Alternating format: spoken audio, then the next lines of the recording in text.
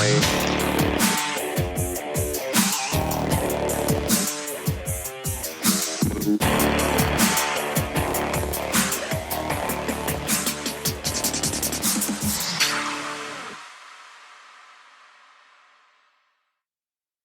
want to start off with a reminder that we are not doctors. Before you make any changes or try something new, always consult with your doctor and medical team first.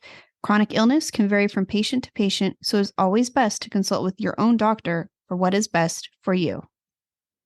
Hello and welcome to I Be Determined. I'm your host, Mason Harvey, and I speak from the role of a patient, and I have Crohn's disease. And I'm Michelle Harvey. I'm your other host. I am Mason's mom, and I speak from the role of a caregiver.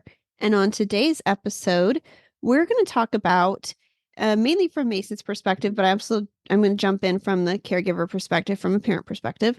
But it's how he felt about his Crohn's disease diagnosis at first, and how he feels about it because it's been almost 4 years since he was diagnosed. We're almost there. We're about a month away from that diagnosis. So he's going to talk about how it feels now versus how it was when How it felt. Yeah. And the idea of this is not to compare, is not to say you should be where Mason is at. I think it's just a good idea to talk about how I feel now. Right. Like there is hope. Yeah.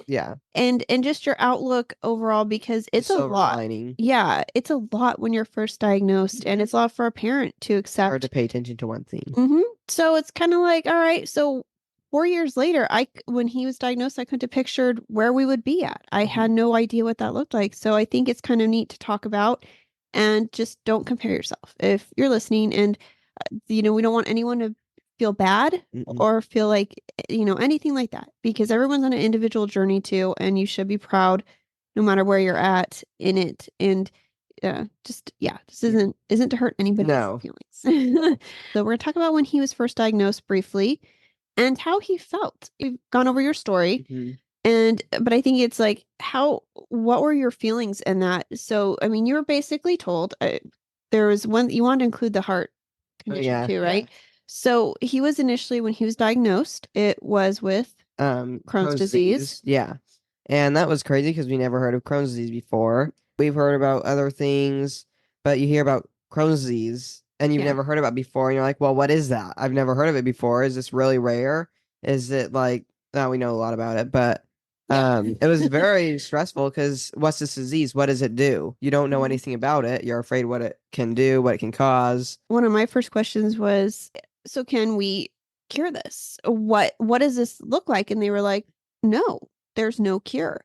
And I think that was really difficult to accept. And at the same time, he was diagnosed with a dilated aortic. And what that is if I stress too much, which... Well, this is what they told him, right? Yeah, this is what they told me, which is very funny. Yes. They say if you work out too much, if you exercise or run around too much, get nervous, or play any sports, get nervous, stress over something, your heart will basically explode.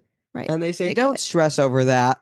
Don't stress over that. Your heart will explode if you stress. And I'm like, yeah, what? That was like, I mean, and that's when you're being told you have an incurable disease, and they're telling you, oh, don't stress. And don't stress. Yeah. And so it's like, whoa, okay, how do I do all these things? And I'm not supposed to stress about my heart exploding. I should not be stressed about that. Yeah, no. So we had that diagnosis too. And that diagnosis stayed with him for 5 months. Yeah. And then diagnosis was incorrect. Yeah, I went to the cardiologist who specialized in that particular. He listened to it for like. He listened to it and he was like, there's nothing there. Yeah, and they did a whole there was obviously more, but he listened to it and he was like, no, there's nothing there. Yeah. So I mean, he was like, you're good. And that was crazy. Yeah. So I invited him to lunch, of course. Yeah. It's like, I'd like to take you to lunch. Like, thank you for getting thank you for being one of the good guys. You gave me some good news today. And that was like initially, you have that initial shock. And I think everybody's been diagnosed with Crohn's disease knows that feeling of, you first hope that there's a cure. You find out there's not. And in Mason's case, he was severe. This wasn't something that diet was just going to handle, but they did throw everything at it. They got rest, biologics, TPN. Yeah, TPN, steroids, methotrexate. It was all at the same time. And so they were kind of throwing everything they could at it to see if they could get it to slow down and get him to feel better. And I think at the time, you hear about too, like the treatments that it's going to be for the rest of your life. And that feels really like Yeah. decisive. Like you're No, making these decisions that are going to last. yeah. And Like, what do you mean I'm gonna be on this for the rest of my life, you yeah, know?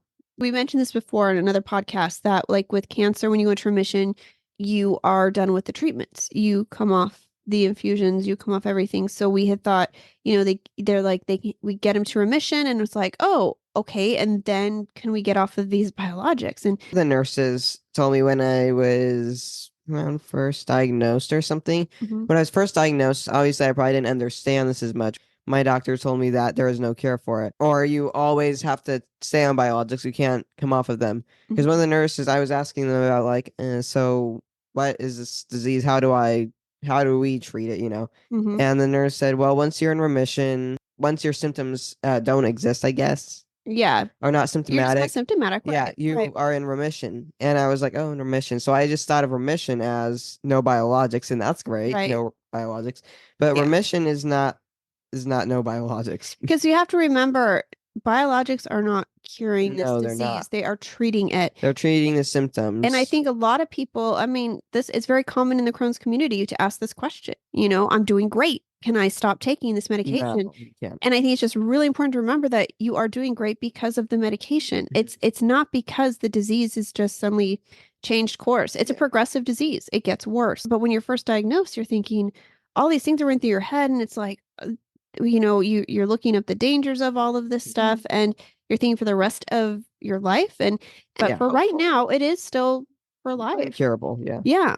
And so you're dealing with all those emotions, and then you're not feeling well. I mean, No. like you had all this pain Yeah. and all these different procedures. MRIs. Like MRIs, not Yeah, MRIs. MRE Yeah. and Oh yeah, MRE, no worries. yeah, CAT scans I did and get CAT scan. Yeah. colonoscopy, endoscopy, Yeah. Those are really fun. all that Yeah. stuff. And you're getting blood tests Mhm. constantly. And Wake up in the middle of the night every like 2 hours so they can take yeah, your blood. yeah. And then you are, running to the bathroom. It's a lot. And I feel like also it's like you have a loss of privacy Mhm. because all of a sudden you go from being this regular kid who like you can go to the bathroom and Yeah. nobody's following you around and asking all these questions.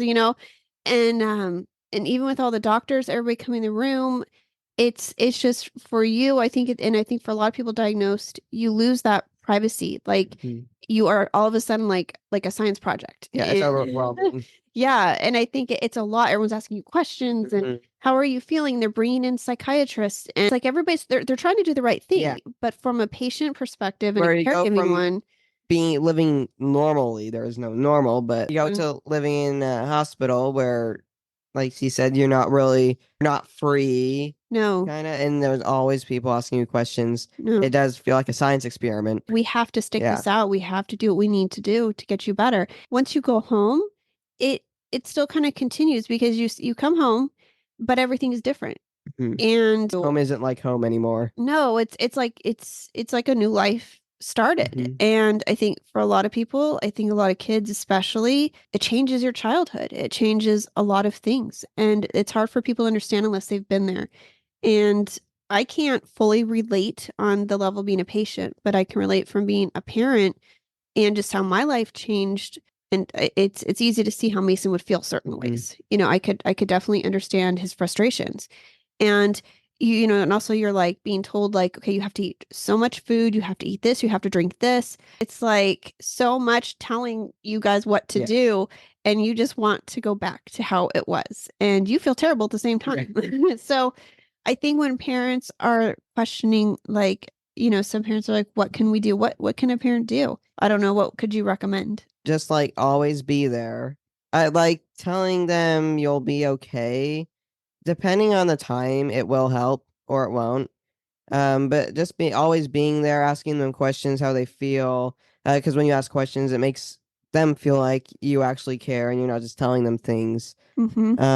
Like Um, not telling you how you yeah, feel, right? yeah, Like, you should have more energy, or you just yeah, need to do this. It's like I don't think a if caregiver should ever assume how yeah, you should feel. Exactly. And I think parents need to have just keep an eye out. Like therapy is a great idea. And you may need help yourself because it's all new for a parent too. You're not used to this. no, And to see your child hurt and sad and your child looking at you and you can't help them It's because you sad. can't take it away, it's tough. So I think it's just best to, like with Mason, we validated his feelings all the time, Mhm. listen to him. Don't put them off. Yeah, no, you have to like really listen and and care and have empathy and understanding, and just listen to the doctors, get advice. And as you slowly move along, you come You come home. home, yeah.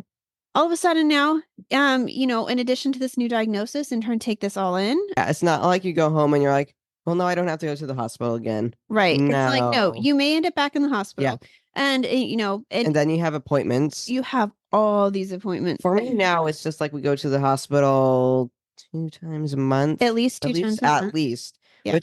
which may seem like a lot, but when we came out of the hospital, we were going to the hospital It almost, felt like once or twice a week. It yeah, once or depending twice a who we week. are seeing. For parents who are trying to get back to work, it's tough because you're trying to go to all these appointments It's and very schedule them overwhelming. and deal with insurance and Then you have to follow a diet mhm, because if you eat something that isn't great, it yeah. could throw you into a flare. Like for me, I had to do biologics and try to do change my diet so we could at least just try to get it back on track. Right. Let's And then I was on steroids too. Yeah. And because we were trying to figure out if there's any food triggers. So Yeah. we are trying to go through You have to do it all of slowly. that. You have to do it And slowly. yeah, It's not like, okay, you're having a burrito today. Okay, you're having right. It's like you chicken start today. adding Yeah. everything back in and see how they do Okay, and like see if start with there's rice, have that a few days. Next, you can add chicken, mhm. have that for a few days. You can't just add everything at once. Yeah. So you got to monitor all that. So that's the otr crazy thing is you're taking, you're writing down You have to write this all everything they're down, eating, everything they're drinking, everything that's which is overwhelming. coming out, and you're recording all that. And then there's therapy. You have to, get set up with therapy and have that. And then there's scheduling still for procedures, for labs, infusions, injections. And at the same time, you're trying to do school. Yeah, trying to do school. Right. Like I think mentally, I think a lot of kids, it's just a lot. A lot of kids are just stressed out about school. I mean, a lot of kids just have normal stresses But like, because okay, now you're going to the hospital all these times, now school's building up mm-hmm. and you So you're have to like, catch up on Saturdays and and even Sundays. besides that, I mean, you might not be feeling well. It Yeah, might you might be, be. Yeah. you might not, because you didn't sleep. Like when Yeah, it we were was home from the hospital for like the first, after you're diagnosed, I'd say for about a year and a half, you were mhm, up all all night. night. Yeah. And so it was like you're tired during the day and then you have to function and you're expected to perform like a normal child would. And, normal, whatever that might Yes. be. Whatever your normal Yeah. is. And it's like you can get a 504 plan, you can do those things. We homeschooled, so we didn't need that. But Mason didn't want to fall behind. Like No. you still want to have like the same academic teachings that other kids get. You Yeah. don't want to have less of an education. So there's all that. So and then there's sports. And Yeah. for Mason is basically golf. Yeah. You couldn't Golf. even swing the club because of the pain in your So back. because of joint pain, you can't run. It may hurt to walk depending on how bad the joint pain is. Mm-hmm. Golfing is really hard because you have to swing that club really fast. Yeah. And you have to hold it like this for the wind up. And so you Yeah. can't do sports anymore. So for some kids out there who are doing sports, it's frustrating too because you have to give up the things that were part of your life before the diagnosis. And the good news is, I think 4 years later, because that's kind of where we were at 4 years ago. That was the transition. But 4 years later, how do you feel now? I mean, not just physically, mentally. Like, how do you feel? Definitely better physically. Definitely feel better physically. Mentally, I do feel better too because I can understand the disease more. It's Yeah, not all coming at me at once. I've learned about it. I know about it. So very it's, true. and you know what it can cause. So it's not like, can it kill me? Can it, all this stuff? All those Yeah. questions. Obviously, it can be scary not knowing if you're going to go into a flare or not because it can come out of nowhere. But I definitely feel much better about the diagnosis. And I think since you flared like maybe 4 or 5 times since your Yeah. diagnosis, there's the unexpected when it happens and it's frustrating, but you also Mhm. kind of know the protocol. Yeah. You know what happens It's now. not like when You know what to expect, I yeah. guess. Because when you first get to the hospital and you go into a flare, you're like, okay, well, this is the first time after the hospital. You don't really know what to do. But as you go through more and more, which hopefully you don't have to go through that many. Yeah. But if you do, you learn what to do for your flare because it's different for everyone. So if you know what helps your flare, you can just keep doing that. You learn the little routine behavior on how to get out of Right. the flare. And so like you're going to have those ups and downs, and I think that's just part of it. And I mean, you do a really good job now.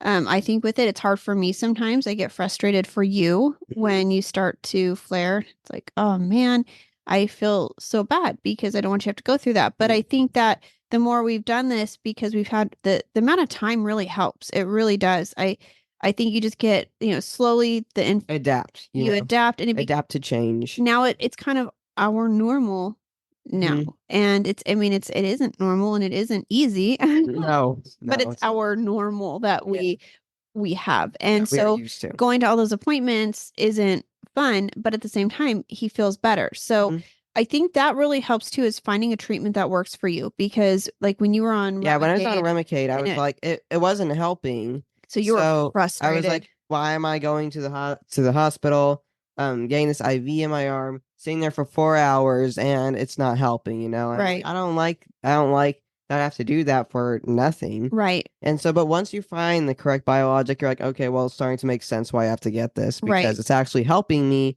And once you learn how it feels when it starts to help, it's worth it. Which I think is a really important mindset for you guys out there listening. There is treatments out there, they may not work, but just, keep trying, because if you do find the one that does, or the two in our case, it was he would not have found a No, biologic that would have worked. there And isn't a so, biologic that works for me. right. So Because two work. two worked. He needed that balance. And I think that's what I see this all the time, where people are like, I've tried every single biologic. It's like, have you tried them together though? Because one might not have worked, but maybe if you'd paired something with it, it would have. So, and the first thing Stellara did was, even though it took really long for it to do anything with Substantial for the substantial IBD symptoms, I IBD, guess. Yeah. immediately it took away joint pain, which was amazing because Yeah. I can run, like I can play Sometimes you couldn't sports. even really Yeah, walk. I can walk. There'd be days I was terrified to sneeze because if I sneezed, my back would go out and I couldn't walk. I couldn't move that easily. And it was really scary knowing if you just achoo, Yeah. you can't move. I felt bad for you because I mean, I was even afraid like driving. I'm like, okay, no speed Yeah, bump. go over speed bump too I fast. That still will hate hurt. speed bumps. Like even if you went like you go as carefully as you go over it, It will still hurt. potholes, anything. It was like, or I knew there were certain areas of roads that were more rough, and I'm like, let's not go that way because little things like that. But once you find that treatment that really helps, it does make a difference. Yes. Yeah. So that's part of it too, is continue to work at that and make sure you have a GI that is fighting hard to get you those answers, and not just say, oh, you failed this, let's go to this. Oh, you failed this, let's go. Have someone needs to think outside of the box, because you guys are all very different. So anyway, that's a whole nother topic. But something that has helped us. So anyways, and so having a good mindset that life, it's not going to be the same. You can't compare your new life to your old life because it's different. I think, I mean, we can say we miss things all the time, like, oh man, but that's doesn't matter, because this is our life. And it's so important to start looking for the joy in this life, because you can't live in the past and you have to move forward with the disease and look for the silver linings. I mean, I think some of you listening right now are hating me for saying that right now because you're so miserable. But I mean, you say it a lot in your speeches. Rolf Benershka, a really good speaker, he says that his diagnosis was a gift. He has ulcerative colitis, not Crohn's. Yeah. But it sounds like I'm copying him. And I am using the same words, but I would not change my diagnosis. If there was a cure, I'd take the cure. But I would not change my diagnosis because first, you're in pain, you're having all these issues, I don't want to have this, and it's really stressful. But then if it wasn't for Crohn's disease, if it wasn't for me getting Crohn's disease, I wouldn't have met Rolf. We wouldn't be doing this podcast. We wouldn't have raised money for the Crohn's and Colitis Foundation to find a cure. Yeah, it's helped all others. these things wouldn't have happened. And so it's all the people all the people we've met along the way. If we just changed, if I was like, I don't want this diagnosis, I got that wish, and the diagnosis didn't exist, it went back to the very beginning. All those people I would have known are gone from our lives, and that. So I'm. It's hard to say because when if someone told me that when I was first diagnosed, I'd be like, "You're crazy." Yeah, right. I'm never gonna say this is a gift, but I'm saying it now. I'm saying it's a gift. And I think, and we do say that with the knowledge that we know we can't change it. So Yeah. no, that's not going to happen. So you No. can look at it, you can turn that around and Think about the say, things that think about the good things that have Right. happened to you because of and if this. and if it's not happening, do what you can to be proactive and making your life enjoyable. And I don't think that's going to be easy for a lot of you. No. I'm not saying that's easy to do, and it can be any way. You have to find your own key. I don't know what to tell. I can't tell everybody what the key is to unlock that feeling of empowerment with it. Like we know with Mason now, we've been able to figure that out. And that was writing a book, that was giving speeches, going to bioscience companies. But it's different for everyone. So I'm not be like, oh, you know what? You should go write a book. Right. Do whatever you enjoy and what sometimes makes you feel happy. Small. Maybe it's giving back. Maybe it's volunteering. Yeah. Maybe it's just doing a fundraiser. Yeah. Do a research to Crohn's and Colitis Foundation. Send them something that would make you feel like you're doing something and helping others. It's because it's not just about like Mason. It's not just about caregivers. It's about all of us. There's a big picture and there's all of these people that can use this help. And so being a part of that research, research, the solution to the problem is so important to encourage others to help you out. But however it works for you, it's just important to find a way to feel empowered, I think, because this disease takes so much from you. Don't let it keep taking. No. And, find a way to get control of it. So that's my perspective from a caregiver. That's like, I'm not saying that's how, the patient has to feel. No. That's just how I viewed it, like how I could give Mason the tools he needed to better himself and then let him figure it out. Like to fight against the disease. Yeah. And that's what worked for us. So it's something that's got to work for you guys. And so you do have those silver linings. So you can look and you say, I know I can't get rid of this disease. I know that's not going to happen. So here are the good things that have happened to me. And we have to focus on the people that do support us and that do support Mason. And I say us because caregivers need support too. Find people that support you. And that might not be in person. Maybe that's on a Crohn's group that's online. There's going to be a community that accepts you and understands. So it's because like she doesn't have Crohn's, but I have Crohn's, and it affects everything we do. It affects everyone. I can't be like, okay, guys, I'm just gonna go drive down to the hospital and get my infusion. Right. It's like, no, someone has to set that up. Someone has to take him. Take another day to do that. Yeah, so we're part of it. We're part of the team. And so it does look different when you have a child with it. But I imagine if you have a spouse or a family member, it'll be different. It's going to look a little different for all of you. So it was awful when he was diagnosed. Seemed like the worst thing ever. And it's 4 years later. I can't believe it's been 4 years. Just about 4 years. I can't believe it because I couldn't see this. Like I didn't just, and now here we are. We've made it. We've made it through this today. Yeah, I can start the day. End of the day it goes by so fast, and yeah, but when you're in the hospital, just hearing about this disease, the day goes by so slow. So if you're listening, guys, it is life-changing, this diagnosis, and it is frustrating, but it'll be 4 years down the road and you're going to be able to look back and see your growth. It's going to take a long time for some of you to feel like you can see that, and you're going to feel like I'm not going to get there, but you will, and you will see positive changes. You will see some kind of growth and all of this. And so just keep putting one foot in front of the other and keep your head up and keep fighting. You guys are all warriors, and I'm so proud of Mason. I'm always in awe of all of you guys, and keep raising awareness so people know more about this disease and can help you guys in any way they can. Yes. Fight Crohn's. Yeah. Fight it. And find a cure. Join the fight. Guys. Yes. Find a cure. So, so that's about it for today. Yeah. Follow us on Instagram at Team IB Determined. Follow the Reggie Project and send in those pictures with take picture with your favorite Reggie. Pizza. Yes, and take a picture, send it in. We would love to see that and share it. Imagine Reggie in front of the Eiffel Tower. Yeah. We really would like to see that, guy. No photoshopping. Not gonna be yes, because we aren't traveling like that. But if during the summer, I think we should challenge people. Yeah, do little trips, go somewhere with Reggie. Like some really cool places. Can Guys, somebody no, do that? guys, no photoshopping. Yeah, I mean, let's do that. So I think that would be really cool. Yeah. And you guys are probably either listening or watching us. If you're listening, you can listen on any podcast station like iHeartRadio, Amazon Music, Apple Podcasts, Spotify, and also on YouTube now. They Yeah, have there's a YouTube podcast, podcasts. which we're on there But if you did want to watch this, just go to our YouTube at IB channel, Determined. IB Determined. Mhm. And if you are watching us on YouTube, make sure to like and subscribe. And if you want to be notified every time we post a video, make sure to hit that bell icon. And comment too to let us Yes. know if there's anything we can talk about. If you know your views, share with us. This is a community we're trying to create, and we really want to open it up to you guys and make you feel welcomed and make you feel heard. So please comment, Yes. say hi, let us know where you're watching Give us from. ideas on maybe other episodes you want to Yeah. see, anything we left out. Because otherwise we will just keep talking about what we want to talk about. And so Yeah. we'd Just love give to us hear. ideas maybe. Yeah.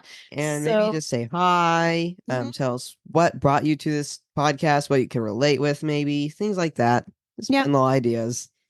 So with that, everybody have a great weekend because we're on a weekend Great filming weekend. this, but or weekday, Yeah. work day, like we Yeah. always say, school day. It's almost for us, it's almost summer break here, but depending when you're listening, who knows? So just have a great weekday, weekday, whatever. break. I don't know. Make it a good one, whatever it is. Yes. And we will see you guys In the next episode. Bye. Bye. We hope you will stick around, tune in, and reach out to us with your own journeys. We are excited to give you an inside view of what it takes to be a caregiver and what it's like to be a patient. And most of all, we hope you'll maybe be able to play something you hear on here that might help you in your own life. Sometimes life changes, and it's all about how you handle the journey.